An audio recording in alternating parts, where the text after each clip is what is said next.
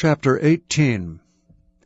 And it came to pass, when he had made an end of speaking unto Saul, that the soul of Jonathan was knit with the soul of David, and Jonathan loved him as his own soul.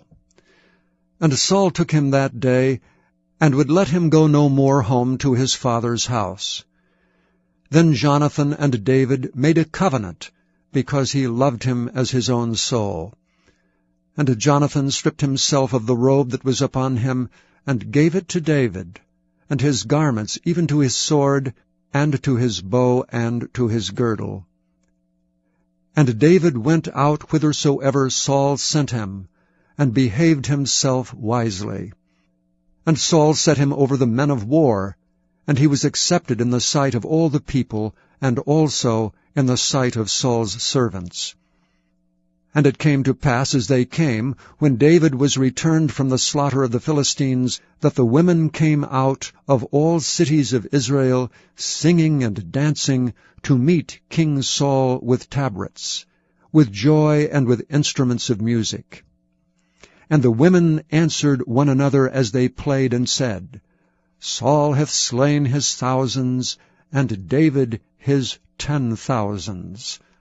And Saul was very wroth, and the saying displeased him. And he said, They have ascribed unto David 10,000s, and to me they have ascribed but thousands.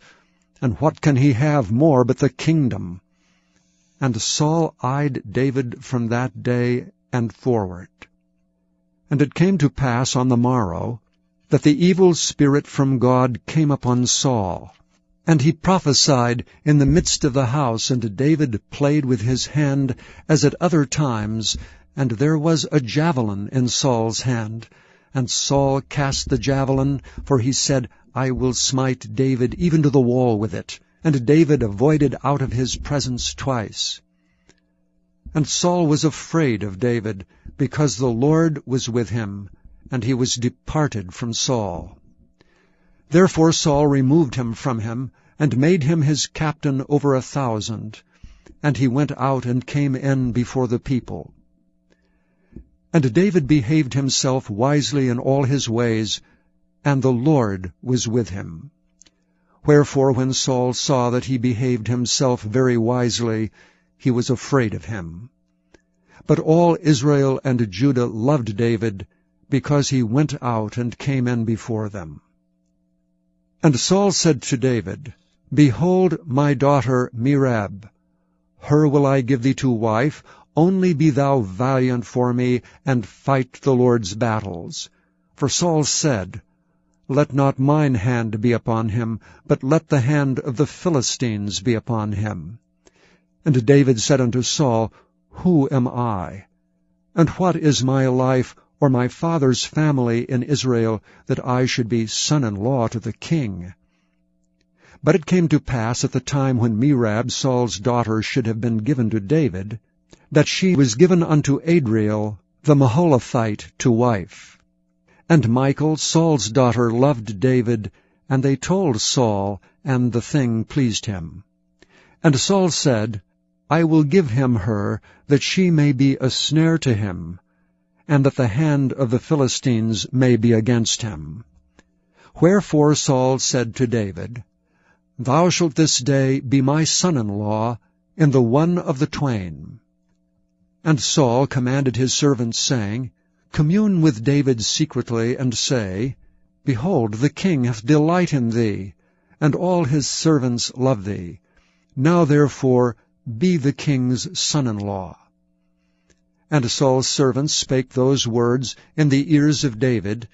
And David said, Seemeth it to you a light thing to be a king's son-in-law, seeing that I am a poor man, and lightly esteemed? And the servants of Saul told him, saying, On this manner spake David.